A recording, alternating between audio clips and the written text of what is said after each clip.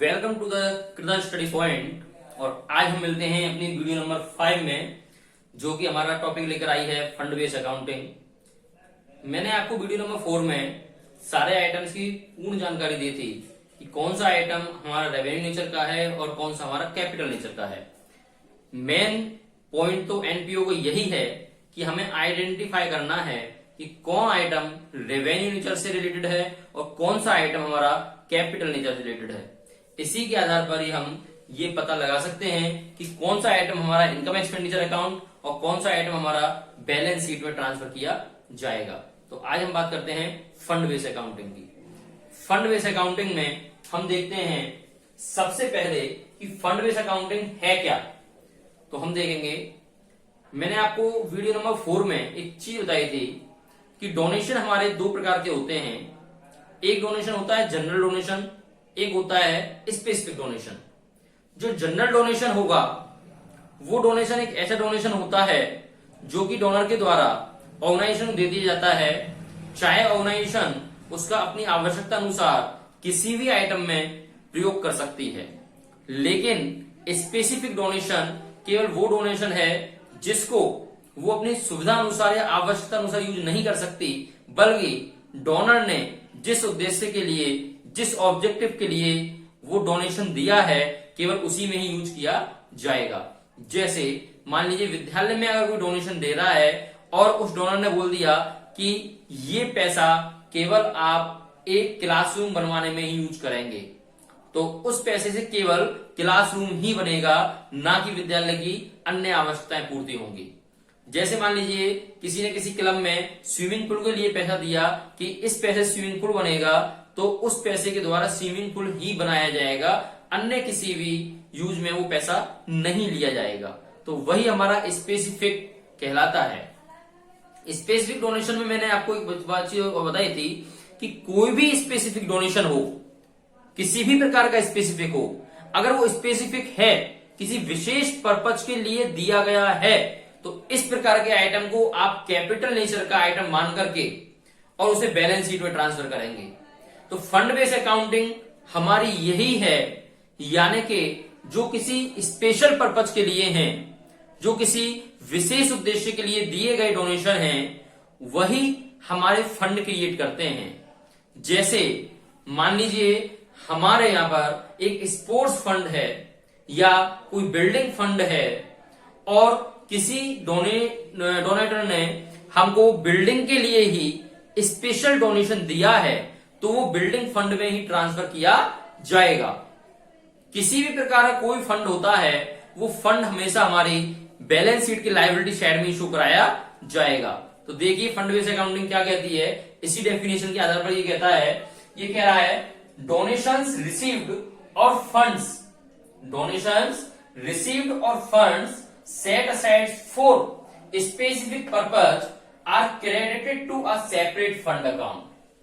यानी कि कोई भी हमको डोनेशन प्राप्त हुआ है या फंड प्राप्त हुआ है जो किसी स्पेसिफिक पर्पज के लिए है, जो किसी विशेष उद्देश्य के लिए है, तो उसको हम एक सेपरेट फंड अकाउंट में ट्रांसफर कर देंगे and are shown in the liability side of the balance sheet, और उसको हम बैलेंस शीट की लायबिलिटी साइड में शो कराएंगे।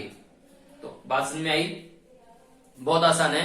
यानी कि अगर किसी भी प्रकार का कोई फंड आपको दिया हुआ है, तो उस फंड को हम बैलेंस शीट की लायबिलिटी साइड में शो कराएंगे, और उस फंड से रिलेटेड अगर कोई भी डोनेशन हमको रिसीव होता है, क्योंकि वो स्पेसिफिक पर्पज हो गया है, तो हम उसको भी उसी फंड के अकाउंट में ट्रांसफर कर देंगे, और उस फंड से संबंधित जितने भी हमारे एक्सपेंसेस होंगे, उन एक्सपेंसेस को हम उसी फंड में से लेस करके वहां शो कराएंगे। जैसे हम एक छोटा सा एग्जांपल लेते हैं। मान लीजिए किसी ने हमारा विद्यालय में एक कमरा बनाने के लिए डोनेशन दिया है कि ये डोनेशन से एक क्लासरूम मेरी तरफ से बनवा दिया जाए, और हम देखते हैं कि विद्यालय में बिल्डिंग फंड जो हमारे पास है, वो बिल्डिंग फंड एज्यूम मान लीजिए 5 लाख रुपीज का रखा हुआ पड़ा हुआ है, और उसने जो डोनेशन दिया है सामने वाले ने, वो डोनेशन 2 लाख रुपए का उसने दिया है कि कमरा बनवाने के लिए 2 लाख रुपए मैं अपने पास से देता हूं आपको डोनेशन में। तो हमारे पास टोटल फंड कितना हो गया, 5 lakhs बिल्डिंग फंड का हमारे पास रखा हुआ था और 2 lakhs हमें डोनेशन का रिसीव्ड हुआ है। It means total fund is 7 lakhs। तो 7 lakhs में से अब जो भी उस कमरा बनवाने में एक्सपेंसेस होंगे उनको माइनस किया जाएगा। यानी कि हम क्या करेंगे, अब मान लीजिए एक्सपेंसेस ऑन कंस्ट्रक्शन बिल्डिंग हमारा जो हुआ है वो हुआ है 4 lakhs का। तो 7 lakhs minus construction on expenditure 4 lakhs और लेस करके जो निकल के आया है 3 lakhs, उसको हम बाहर लायबिलिटी साइड में शो करा देंगे। आपके दिमाग में एक क्वेश्चन हो रहा होगा, कभी कभी ऐसा भी होता है कि हमारे पास टोटल फंड अमाउंट आपकी कम है और एक्सपेंसेस ज्यादा हो गया है। हो सकता है मान लीजिए फंड हमारे पास 7 lakhs का है और जो कंस्ट्रक्शन पर एक्सपेंसेस हुआ है वो एक्सपेंसेस 8 lakhs यानी 8 लाख रुपए का हो गया है। तो ऐसी सिचुएशन में आप क्या करेंगे, तो ध्यान दें, ऐसी सिचुएशन में क्या करेंगे, टोटल फंड हमारे पास 7 लाख रुपए का है तो 7 लाख रुपए तो हम उस फंड से ही कवर करेंगे। यानी कि एक्सपेंसेस जो आप लेस करेंगे उस फंड में से वो 7 lakhs का लेस करेंगे और जो 1 lakhs आपका बचा हुआ है उस 1 lakhs को एक्स्ट्रा एक्सपेंसेस मान करके इनकम एक्सपेंडिचर अकाउंट के एक्सपेंडिचर साइड में आप शो करा देंगे। यानी कि बैलेंस शीट में आप जो दिखाएंगे वो फंड आपका ओपनिंग फंड आपका 5 lakhs का रहा और डोनेशन रिसीव्ड 2 lakhs का रहा, टोटल 7 lakhs माइनस अब expenses on construction building 7 lakhs और बाहर दिखाएंगे नील, और जो एक्सपेंसेस एक्स्ट्रा 1 लाख रुपए के रहे हैं उस 1 लाख रुपए के एक्सपेंसेस को हम इनकम एक्सपेंडिचर अकाउंट के एक्सपेंडिचर वाली साइड में शो करा देंगे। तो इसी पर हम पहले 2-3 इलस्ट्रेशन करते हैं जिससे आपके सारे क्वेश्चन क्लियर हो जाएं। तो सबसे पहले फर्स्ट इलस्ट्रेशन पर हम ध्यान देंगे। पहली इलस्ट्रेशन आपके सामने है जो क्लियर कह रही है टूर्नामेंट फंड 2 lakhs, यानी टूर्नामेंट फंड हमारे पास 2 लाख रुपए का है, टूर्नामेंट एक्सपेंसेस 60,000 और टूर्नामेंट एक्सपेंसेस हमारे पास 60,000 रुपए के हैं, रिसीव्स फ्रॉम टूर्नामेंट और टूर्नामेंट से जो हमको प्राप्त हुए हैं, टूर्नामेंट से जो प्राप्त हुए हैं वो 80,000 रुपए प्राप्त हुए हैं। ध्यान देना, फंड हमारे पास 2 लाख रुपए का है और खर्चे 60,000 रुपए के हुए हैं टूर्नामेंट संबंधित, और जो टूर्नामेंट से वो प्राप्तियां हुई हैं वो 80,000 रुपए की हुई हैं।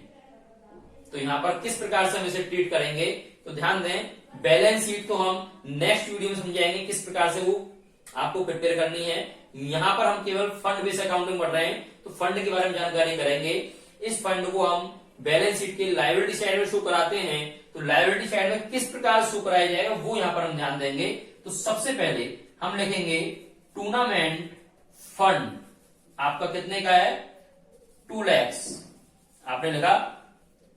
इसके बाद में इसमें कोई भी डोनेशन या रिसीप्ट्स या इससे संबंधित कोई इनकम हमें प्राप्त होती है तो उसको हम इसमें ऐड कर देंगे। जैसे यहां पर रिसीव्स फ्रॉम टूर्नामेंट 80,000 का है तो उसको ऐड किया जाएगा, ऐड रिसीव्स फ्रॉम टूर्नामेंट कितना 80,000, ये आपने ऐड किया और ऐड करके टोटल आपकी अमाउंट हो गई 2,80,000, 2,80,000। अब खर्चा हो रहा है कितने का आपका 60,000 का, सो हम उसको खर्चे को इसमें से लेस कर देंगे, less expenses on tournament, expenses on tournament कितने का हुआ है 60,000 रुपीज का। तो यानी कि आपका 2,20,000 रुपीज ट्रांसफर बाहर कर दिया जाएगा लायबिलिटी साइड में, 2,20,000 रुपीज। यही हमारा इसका सॉल्यूशन है। तो ये फंड बेस्ड अकाउंटिंग बहुत इजी है। एक क्वेश्चन और करते हैं छोटा सा, विशेष ध्यान देंगे हम इसमें। प्राइज फंड आपको 1 lakhs का दिया हुआ है, interest on prize fund investment, यानी प्राइज फंड के जो इन्वेस्टमेंट है उन पर हमको इंटरेस्ट प्राप्त हुआ है 10,000 रुपीज का, एंड प्राइज पेड 20,000, और प्राइज जो हमने पेड किए हैं दिए हैं वो 20,000 रुपए के प्राइज बांटे हैं, और प्राइज फंड इन्वेस्टमेंट्स 80,000। और प्राइज फंड इन्वेस्टमेंट्स ध्यान रखना, 11th क्लास में बैलेंस शीट आप पढ़ चुके हैं तो वहां पर आपने देखा होगा इन्वेस्टमेंट। इन्वेस्टमेंट किसका आइटम होती है? असेट साइड का। तो वहां आप किसमें शो कराएंगे उसको? बैलेंस शीट के असेट साइड में। तो ये जो प्राइज फंड इन्वेस्टमेंट है, तो ये इन्वेस्टमेंट्स 80,000 के, ये तो आपके असेट साइड का आइटम हो गया। इस इन्वेस्टमेंट से प्राइज फंड का कोई भी संबंध नहीं है, क्योंकि ये इन्वेस्टमेंट्स हैं, एक असेट्स है, और असेट्स तो असेट साइड में ट्रांसफर होगी, उसका लायबिलिटी से कोई संबंध नहीं है यहां पर। तो हम बात करते हैं कैसे सॉल्व करेंगे इसको। सबसे पहले प्राइज फंड आपका दिया हुआ है, मान लीजिए आप बैलेंस शीट का छोटा सा परफॉर्मा बना लेते हैं जिससे आपको कंफ्यूजन ना हो। ये आपकी लायबिलिटी साइड मैंने बना दी है, लायबिलिटीज, और अमाउंट हो गई है ये असेट्स और अमाउंट। तो ध्यान देंगे, सबसे पहले यहां पर प्राइज फंड आपका 1 लाख रुपए का है, तो यहां आप प्राइज फंड शो कराएंगे कितने का? 1 लाख रुपीज, 1 लाख रुपए का। Next is interest on prize fund investment. Prize fund investment पर जो इंटरेस्ट हमको मिल रहा है कितने का? 10,000 का। तो उसको ऐड करेंगे, क्योंकि इससे हमारा प्राइज फंड इंक्रीज हो रहा है, बढ़ रहा है, क्योंकि इंटरेस्ट हमको प्राप्त हो रहा है यहां पर। सो ऐड करेंगे इंटरेस्ट ऑन इन्वेस्टमेंट, कितने का? आपका 10,000 रुपीज मैंने ऐड किए। ऐड करके ये आ गया आपका 1,10,000 rupees, 1,10,000 rupees. Price paid 20,000, price paid कितने किया है आपने? 20,000 किया है, तो इसको लेस करेंगे, क्योंकि फंड में से इतने रुपए आपके प्राइस के नाम से निकल चुके हैं। सो लेस पेड प्राइस आपके कितने रुपए के? ये हो गए 20,000 के, यानी कि टोटल आपका 90,000, यानी कि 90,000 रुपीज अमाउंट में आपने बाहर आउटसाइड में शो करा दिया है। अब जो 80,000 है वो प्राइज फंड इन्वेस्टमेंट है, यानी असेट्स है, तो उसको हम असेट साइड में डायरेक्टली शो करा देंगे यहां पर प्राइज फंड इन्वेस्टमेंट्स के नाम से। प्राइज फंड इन्वेस्टमेंट्स कितना? 80,000 रुपीज। सिंपल। Any doubt? नहीं होगा शायद, और कोई डाउट होगा तो हम और नेक्स्ट वीडियो में उसको क्लेरिफाई करेंगे।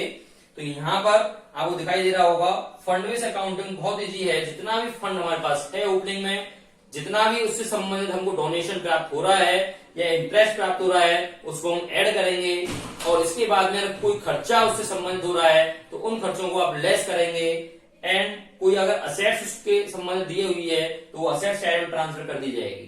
तो आइए एक क्वेश्चन, एक लास्ट इलस्ट्रेशन और करते हैं हम, इससे आपको और क्लियर हो जाएगा, क्योंकि इसमें कुछ पॉइंट नए हैं जो आपको यहाँ पर समझने हैं, तो इस पर हम विशेष ध्यान देंगे। बहुत आसान है, दोबारा से एक बार और समझेंगे हम, सभी ध्यान दें। Expenditure on construction of pavilion during the year was 6 lakh rupees, यानी कि ये कह रहा है कि पवेलियन का कंस्ट्रक्शन चल रहा है। पवेलियन आप कह सकते हैं कोई क्रीड़ा स्थल जो खेल से संबंधित बनाए जाते हैं, इस प्रकार का एक बनाया जा रहा है, कंस्ट्रक्शन चल रहा है। तो ध्यान देंगे, expenditure on construction of pavilion, यानी पवेलियन कंस्ट्रक्शन पर जो खर्चा हुआ है साल में वो 6 लाख रुपए का हुआ था। कितना खर्चा हुआ था? 6 लाख रुपए खर्चा हुआ था। The construction work is in progress, the construction work is in progress and not yet completed, and not yet completed it means जो कंस्ट्रक्शन है वो अभी आपका इन द पाइपलाइन है, यानी कि उस पर वर्क चल रहा है, अभी तक कार्य समाप्त नहीं हुआ है। विशेष ध्यान देना योग्य बात यही है कि यहां पर जो कंस्ट्रक्शन है वो आपका अंडर कंस्ट्रक्शन है, ना कि कंप्लीटेड कंस्ट्रक्शन। तो वो अंडर कंस्ट्रक्शन है, कार्य अभी चल रहा है, कंप्लीट नहीं हुआ है, उस पर 6 लाख रुपए अभी तक खर्च हो चुके हैं। आगे पढ़ते हैं। Pavilion fund as on 31 March 2019 8 lakh rupees, यानी 31 मार्च 2019 को पवेलियन फंड 8 लाख रुपए का था। 31 मार्च 2019 को हमारा जो पवेलियन फंड था वो कितने का था? 8 लाख रुपीज का। So donation for pavilion received on 15 September 2019 rupees 10 lakh, और 15 सितंबर 2019 को 10 लाख रुपए का डोनेशन हमें पवेलियन फंड के लिए और प्राप्त हो गया है। ध्यान देना, 15 सितंबर 2019 को यानी कि वर्ष के मध्य में हमको 10 लाख रुपए का डोनेशन पवेलियन फंड के लिए और प्राप्त हुआ है। Capital fund as eight 31 March 2019 20 lakh rupees, और जो 31 मार्च 2019 का कैपिटल फंड है हमारे पास वो कितने का 20 लाख रुपीज का है। तो कैपिटल फंड ये आपके लिए एक नया पॉइंट आया है यहाँ पर। तो आपने 11th क्लास में बैलेंस शीट में सबसे पहले जो आप ट्रांसफर करते थे लायबिलिटी साइड में, क्या करते थे कैपिटल। यहां पर हम उसे सिंपल कैपिटल के नाम से नहीं बल्कि कैपिटल फंड के नाम से जानते हैं। तो यही हमारी कैपिटल फंड है जो कि लायबिलिटी साइड में सबसे पहले ट्रांसफर की जाती है। इसी कैपिटल फंड में जो आपका इनकम एक्सपेंडिचर अकाउंट से सरप्लस या डेफिसिट फाइंड आउट होके आएगा उसको इसी कैपिटल फंड में पहले ट्रांसफर करते हैं। जैसे हम वहां 11th क्लास में बैलेंस शीट में करते थे, कैपिटल के अंदर नेट प्रॉफिट या नेट लॉस को ऐड या लेस करते थे, उसी प्रकार से इस कैपिटल फंड में भी जो इनकम एक्सपेंडिचर से आपका सरप्लस या डेफिसिट निकल के आया है पहले उसको ट्रांसफर करते हैं एंड देन बैलेंस शीट के आइटम ट्रांसफर किए जाते हैं। तो इसी बात को वैसे ध्यान देना है। कैपिटल फंड आपको दे रखा है यहाँ पर 31 मार्च 2019 का 20 लाख रुपए का यानी 20 लाख का। तो बैलेंस शीट को हम किस प्रकार से क्रिएट करेंगे, तो छोटा सा एक परफॉर्मा बना लेते हैं बैलेंस शीट का यहाँ पर, जिससे आपको आसानी रहेगी, समझने में भी इतनी दिक्कतें नहीं आएंगी। तो आपकी दो साइड होती है बैलेंस शीट की, लायबिलिटी साइड और अमाउंट। इसको थोड़ा सा बड़ा लेते हैं लायबिलिटी को क्योंकि इसमें वर्क हमें ज्यादा करना है। तो लायबिलिटी साइड और ये आपकी अमाउंट का कॉलम हो गया और ये असेट साइड और उसकी अमाउंट का कॉलम हो गया। अब हम बात करेंगे liabilities and amount and assets amount. तो ध्यान देंगे, सबसे पहले लायबिलिटी साइड में क्या लिखा जाएगा, मैंने आपको बताया है कैपिटल फंड, क्योंकि हम कैपिटल फंड यहाँ दिया हुआ है। इन दोनों रजिस्टर में कैपिटल फंड नहीं दिया हुआ था, तो इसलिए मैं डायरेक्ट फंड बेस्ड अकाउंटिंग के अकॉर्डिंग फंड लिखकर ही आपको यहाँ पर समझा दिया था। तो यहाँ पर कैपिटल फंड में दिया हुआ है, तो सबसे पहले हम जो लिखेंगे वो क्या लिखेंगे, capital fund. So capital fund मेरे पास दिया हुआ है कितने का, 20 लाख रुपीज। ये आप अंदर लिखेंगे क्योंकि अभी इसमें हम कुछ एडजस्टमेंट्स करेंगे। तो कैपिटल फंड आपका 20 लाख का है। इसके बाद में पवेलियन फंड हम देखते हैं, तो पवेलियन फंड कितने का दिया हुआ है आपको 31/2019 का 8 लाख का। तो यहां पर हम कुछ स्पेस दे करके पवेलियन फंड को शो कराएंगे कितने का, 8 लाख, 8 लाख रुपए का आपका पवेलियन फंड आपको दिया हुआ है। अब पवेलियन फंड से संबंधित जो भी हमें डोनेशन या रिसीव्ट्स मिल रही हैं उनको आप ट्रांसफर करेंगे। सो डोनेशन आपके कितने के, 10 लाख रुपीज के मिल रहे हैं। सो यहां पर ऐड कर देंगे आप, ऐड डोनेशन, ऐड डोनेशंस कितना, 10 लाख, कितना 10 लाख। ये टोटल अमाउंट आपकी 18 लाख की हो चुकी है। कितने की, 18 लाख की हो चुकी है। अब हम बात करेंगे यहां पर जो कि 6 लाख रुपीज आपके एक्सपेंसेस हो चुके हैं कंस्ट्रक्शन पर अभी तक। तो ध्यान दें, इसमें सबसे इंपॉर्टेंट पॉइंट जो है वो है the construction work is in progress and not yet completed, यानी कि कंस्ट्रक्शन वर्क अभी चल रहा है, कंप्लीट नहीं हुआ है। इस प्रकार की लाइन अगर हमारी फंड बेस्ड अकाउंटिंग के अंतर्गत आती है तो इस लाइन पर हमें विशेष ध्यान देना है, क्योंकि वर्क हमारा अंडर कंस्ट्रक्शन है, नॉट येट कंप्लीटेड, कंप्लीट नहीं हुआ है अभी तक। तो इस प्रकार के जो अमाउंट्स होती है, जितना खर्च हो चुका होता है, उस खर्च को हम फ्यूचर की कैपिटल मान लेते हैं, क्योंकि फ्यूचर में इस प्रकार का जो खर्चा है वो हमारी कैपिटल क्या करेंगे, कैपिटल को इंक्रीज करेंगे। क्यों करेंगे, क्योंकि जो खर्चा किया जा रहा है वो क्यों किया जा रहा है, अपनी कैपिटल को इंक्रीज करने के लिए ही किया जा रहा है। यानी कि जो 6 लाख रुपए आपके ये खर्च हो चुके हैं, अभी तक काम कंप्लीट नहीं हुआ है, तो ये 6 लाख रुपीज आपके एज अ कैपिटल को इंप्रूवमेंट के लिए ही मान करके, कैपिटल इंक्रीजमेंट में मान करके आप कैपिटल फंड में इनको ऐड करेंगे और चूंकि ये 6 लाख रुपए हमारी असेट्स भी बन चुकी है यहाँ पर, क्योंकि अभी काम चल रहा है, कंप्लीट नहीं हुआ है, तो इसलिए ये हमारी संपत्ति भी हुई, क्योंकि फ्यूचर में जाकर के जब ये काम कंप्लीट हो जाएगा तो वो पैसे भी हमारी संपत्ति बन जाएंगे। क्योंकि आपने देखा, मान लीजिए आप कोई मकान बनवाते हैं या दुकान बनवाते हैं, तो मान लीजिए दुकान बनने में पूरा खर्चा 10 लाख रुपए का लगना है, या मकान बनने में पूरा खर्चा 10 लाख रुपए का लगना है, और आप मकान बनवा रहे हैं और आपका लगभग अभी तक मान लीजिए 3 लाख रुपए लग चुका है, तो 3 लाख रुपए भी तो आपका असेट्स है, वो भी तो आपकी संपत्ति है, वो भी तो आपके कैपिटल को इंक्रीज कर रही है। इसमें ऐसा थोड़ी ना है कि 3 लाख रुपए हमारा खर्च हो गए तो उसको आप एक्सपेंस मान लें, नो। तो इसलिए जो पैसा कंस्ट्रक्शन में लग चुका है अभी तक, उस पैसे को हम एज अ कैपिटल इंप्रूवमेंट के लिए मान करके उसको असेट्स में भी शो कराएंगे और कैपिटल फंड में भी ऐड करा के शो कराएंगे। तो यानी कि हम उसको कैपिटल फंड में भी ऐड कराएंगे, ऐड करके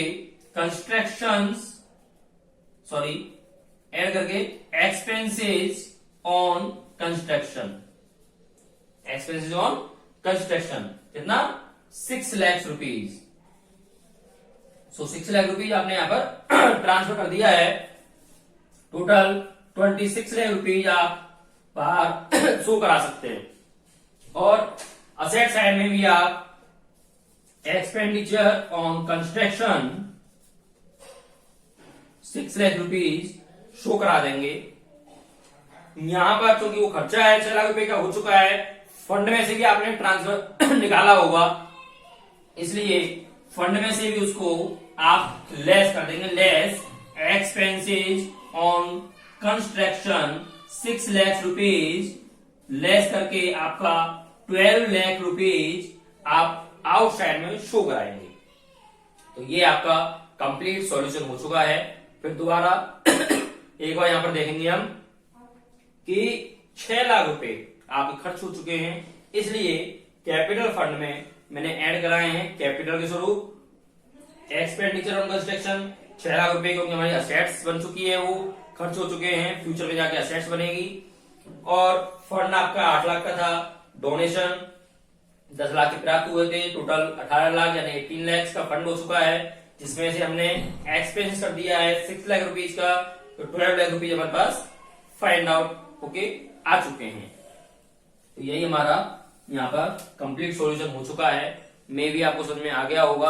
अभी आप इसी वीडियो के आधार पर अपने फंड बेस्ड अकाउंटिंग के प्रैक्टिकल प्रॉब्लम सॉल्व करके देखें तब हम आगे बात करेंगे। और वीडियो आपको अच्छी लगी हो तो उसके लिए आप लाइक करें और सब्सक्राइब करना ना भूलें, विशेष ध्यान रखें इसका। Thank you.